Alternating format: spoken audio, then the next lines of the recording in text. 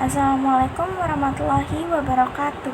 Hai semuanya, perkenalkan nama aku Atiadah Putri dengan NIM A1E1230024. Aku merupakan mahasiswi dari Universitas Jambi dengan program studi bimbingan konseling Fakultas Keguruan dan Ilmu Pendidikan. Kali ini aku ditemenin sama dua boneka aku. Ini boneka gajah dan ini boneka babi. So, hari ini aku bakal ngajak kalian semuanya untuk belajar bareng aku. Jadi kali ini kita belajar tentang komunikasi antar pribadi. Nah, kita sering banget nih dengar kalimat yang namanya komunikasi. Sebenarnya kita tahu nggak sih komunikasi itu apa? What? Jadi, komunikasi itu adalah proses pertukaran pikiran, gagasan, pendapat, perasaan antar individu ataupun kelompok. Nah, komunikasi ini ada tahapannya loh. Tahapannya yaitu individu, pesan, alat, receiver, individu, dan feedback. Menurut Scrum, komunikasi yang efektif itu adalah komunikasi yang menciptakan kebersamaan maupun kesepahaman. Jadi, kalau kamu berkomunikasi dengan seseorang tapi tidak adanya kesepahaman, kemungkinan komunikasi kalian kurang efektif. Komunikasi itu ada dua macam. Yang pertama, komunikasi verbal dan komunikasi non-verbal. Yang pertama, komunikasi verbal. Komunikasi verbal itu apa sih? Komunikasi verbal itu adalah komunikasi dengan menggunakan kata-kata, baik secara lisan maupun tulisan. Komunikasi verbal ini yang paling sering kita gunakan dalam kehidupan sehari-hari untuk bertukar perasaan, tukar pikiran, tukar emosi, dan lain-lain sebagainya. Unsur dari komunikasi verbal ini adalah kata ataupun bahasa. Bahasa itu sendiri merupakan suatu sistem lambang yang memungkinkan seseorang untuk saling bertukar makna. Bahasa juga merupakan suatu alat bantu untuk menyampaikan suatu pesan. Jenis komunikasi verbal itu ada dua. Yang pertama, berbicara dan menulis. Yang kedua, mendengarkan dan membaca.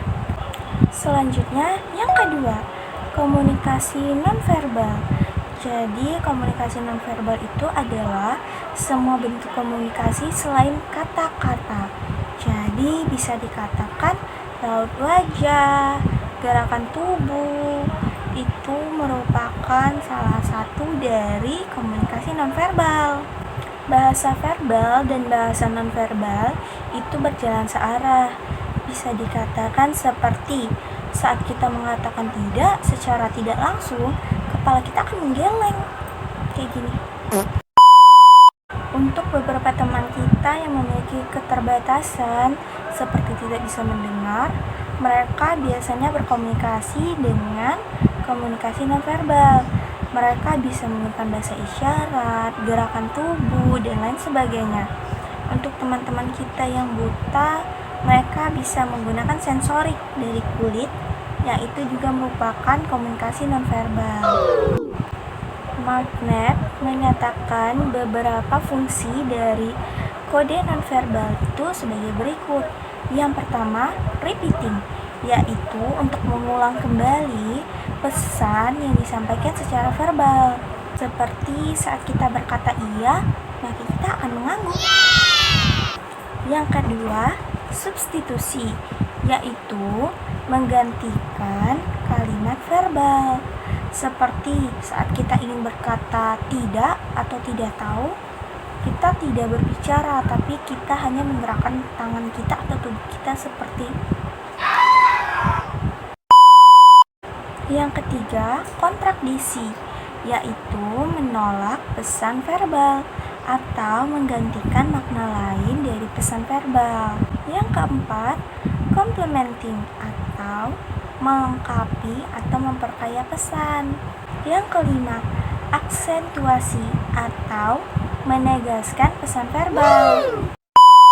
Oke, kita lanjut ke materi berikutnya, yaitu komunikasi antar pribadi. Tadi kita sudah tahu komunikasi itu apa. Jadi sekarang kita masuk ke komunikasi antar pribadinya. Jadi, komunikasi antar pribadi itu adalah proses pertukaran pesan antara komunikator dan komunikan untuk mengembangkan ekspektasi bersama, pola-pola keterkaitan secara emosional, serta cara-cara penyesuaian sosial. Wow. Itu berarti komunikasi antar pribadi ini ada relasi yang bersifat pribadi di antara pihak-pihak yang saling berkomunikasi. Berikut beberapa aspek yang penting dalam komunikasi antar pribadi. Yang pertama, ada pesan. Yang kedua, ada komunikator. Yang ketiga, ada feedback. Yang keempat, ada konteks. Yang kelima, ada saluran. Yang keenam, ada hambatan. Yang ketujuh, ada kemampuan mendengar. Dan yang kedelapan, ada kemampuan berbicara. Selanjutnya, komunikasi kelompok. Nah, komunikasi kelompok ini adalah sebuah komunikasi yang terjadi dalam sebuah tim atau kelompok, melibatkan sejumlah orang yang bekerja sama dan memiliki tujuan yang sama. Selanjutnya, komunikasi organisasi, yaitu komunikasi yang terjadi di sebuah organisasi di mana prosesnya memiliki beberapa tahap, yaitu attention, comprehension, acceptance as true, dan retention. Dalam komunikasi organisasi ada banyak hambatan, bisa saja karena kesalahpahaman, bisa juga karena ketidakjelasan pesan, tidak ada umpan balik, ataupun karena perbedaan budaya. Selanjutnya, komunikasi massa. Jadi, komunikasi massa itu adalah penyampaian pesan kepada khalayak ramai yang sangat luas atau massa. Biasanya menggunakan media massa, menggunakan televisi, radio, handphone, dan lain-lain sebagainya. Komunikasi massa berperan penting dalam kehidupan masyarakat modern sekarang, tetapi memiliki banyak kekhawatiran juga dan hambatan terkait dengan isu-isu pers, etika media, ataupun kekhawatiran akan beredarnya informasi yang tidak benar atau hoaks. Selanjutnya, komunikasi antar budaya, di mana ini melibatkan individu ataupun kelompok dengan latar belakang yang berbeda dan saling berinteraksi, melibatkan pertukaran pesan maupun gagasan dan ide dari latar belakang budaya yang berbeda. Hambatan dalam komunikasi antar budaya ini biasanya adalah karena perbedaan bahasa dan perbedaan kebudayaan sehingga sering terjadi kesalahpahaman. Oke, gak terasa dari tadi aku udah ngomong panjang lebar banget dan materinya ternyata udah habis. Jadi untuk itu, terima kasih karena telah bersedia untuk menonton dan nemenin aku untuk belajar. Aku ucapkan mohon maaf jika ada kesalahan kata. Aku akhiri. Wassalamualaikum warahmatullahi wabarakatuh. Dadah semuanya.